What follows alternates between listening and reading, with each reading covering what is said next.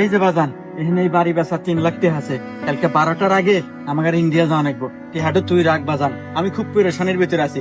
অনেকে বা থমানে আবার আরা যাবার পারে। কই গেলা গো? ওই দেখ, তোর মায়ের মনে হয় আবার সমস্যা হচ্ছে। তুই যা বাজার থেকে একটা গ্যাসের বড়ি নিয়ে বাপ তাড়াতাড়ি। আচ্ছা আব্বা, আসতেছি।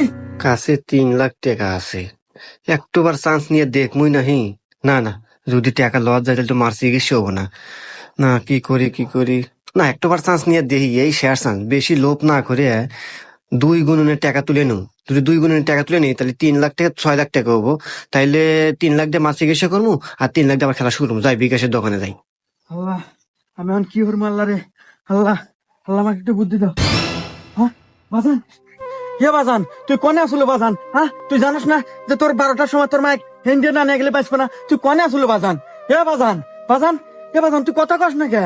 হে বাজান, কিছু একটু ক, তোর মায়ের অবস্থা ভালো না বাজান।